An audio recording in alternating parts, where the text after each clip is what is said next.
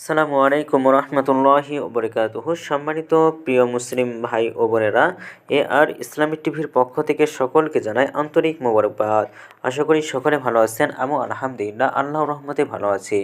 আজকে আপনাদের মাঝে আলোচনা করব অন্তরের পরিশুদ্ধির জন্য যে দোয়া করবেন। চলুন আমরা জেনে নিই। মানুষের শরীর, জীবনযাপন এবং সব কাজকর্মের কেন্দ্র হলো অন্তর। অন্তর পরিশুদ্ধ হলে সব কিছুই পরিশুদ্ধ হয়ে যায়। অন্তর অশুদ্ধ হলে সব কিছুই অশুদ্ধ হয়ে যায়। নোমান ইবনে বশীর রাদিয়াল্লাহু তাআলা থেকে বর্ণিত, আল্লাহ রসুল সাল্লাল্লাহু আলাইহি সাল্লাম বলেছেন, আলা ওয়া ইন্না ফিল জাসাদি মুসগাতান ইজা সলাহাত সলাহাল জাসাদু কুল্লুহু ওয়া ইজা ফাসাদাত ফাসাদাল জাসাদু কুল্লুহু আলা ওয়াহিয়াল কলবু। শরীরের মধ্যে একটি মাংসের টুকরো আছে, যা যখন ঠিক হয়ে যায় গোটা শরীরই ঠিক হয়ে যায়, আর তা যখন খারাপ হয়ে যায় গোটা শরীরই খারাপ হয়ে যায়। সে অংশের টুকরোটি হলো অন্তর। সহিহ বুখারী এবং মুসলিম শরীফ।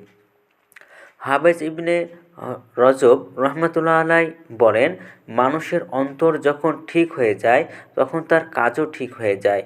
তার অঙ্গ প্রত্যঙ্গ যখন শুধু আল্লাহ সন্তুষ্টির জন্যই নড়াচড়া করে।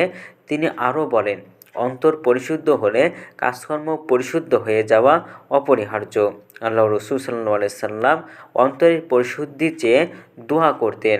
দোয়াটি হলো, আল্লাহুম্মা আতি নাফসি তাকওয়াহা ওয়া জাক্কিহা আনতা খায়রু মান জাক্কাহা আনতা ওয়ালিয়ুহা ওয়া মাওলাহা।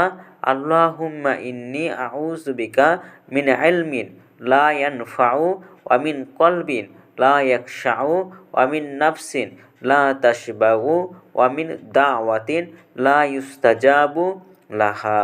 অর্থ হলো, হে আল্লাহ, আপনি আমার অন্তরে তাকওয়া দান করুন এবং একে পরিশুদ্ধ করে দিন। আপনি অন্তরের সর্বোত্তম পরিশোধনকারী। আপনি এর মালিক এবং অভিভাবক। হে আল্লাহ, আমি আপনার কাছে আশ্রয় চাই অনুপকারী এলেম থেকে এবং ভীতিহীন অন্তর থেকে, অতীব্র প্রবৃত্তি থেকে এবং এমন দোয়া থেকে যা কবুল হয় না। সহিহ মুসলিম শরীফ। অন্তরের পরিশুদ্ধি এবং তাকওয়া অর্জনের জন্য এই দোয়াটি আমরাও পড়তে পারি। তো ভিডিওটি ভালো লাগলে অবশ্যই চ্যানেলটি সাবস্ক্রাইব করে পাশে থাকবেন। ধন্যবাদ সকলকে। আসসালামু আলাইকুম ওয়া রাহমাতুল্লাহি ওয়া বারাকাতুহু।